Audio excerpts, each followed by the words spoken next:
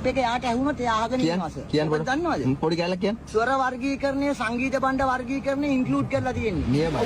ඔබට ලංකාවේ මල්ලි සිංහලෙන් රැප් වල යල් පැන ගිය තලබෝ හඬින් අපි ඇතුලේ කුරු ගණන් කරලා ආවේ දැන් ඉතින් දෙනම රැප් එකක් ඉතින් සුද්ධ සිංහල ඉන්නවද වට පිට ඔය රැප් දෙන්න අය උඹලගේ රැප් සෙට් එකම දින්නේ නෑනේ දත්තකට ලඩක්ම දින්නේ නැති එන්න කට ගන්න අද වහපන් කට අපපන් මේ රැප් අඬ සම්බන්ධින්නට ඩිස්ටර්බ් එක. අඬ විතරක් මුසලයි සද්ද ලස්සනයි උඹලගේ හඬ මුසලයි මගේ සද්ද ලස්සනයි ස්වරස්ථාන මම දනි අකොමන තීරසර එතකොට අතල චංචල ස්ථායි අන්තරාවල්ට දාලා මේ රැප් දෙන්නකොට මගේ හිත බය නැනේ සටන්ට මචං ආතක විත ආතක ගන්න සුසිර oh shit පිස්සුවා.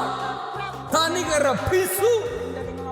අඩෝ කලයන් දෙන්න මචං තරපාරේ සිට ඔය මල්ලිගාවට උඹලගේ කිනනේ අර මහ උල්ලු ගෙදර උඹේ අම්මට උඹ හුර තල්පෙන්න පණ්ඩම් මුත ඔත මල් බොන්න අපිට ඕනේ නෑ රැප් කරන්න මල් පණ්ඩම් හැබැයි නෙමෙයි අපි හඳුන් කුරු ඉති පණ්ඩම් අදන්න ෂෝ මේ අපි ගාව දිය වෙනවා අපි රින්සෝ උඹලගේ රැප් සටනේ මම හරි මැද්දේ සත්‍ය විතරමයි දැන්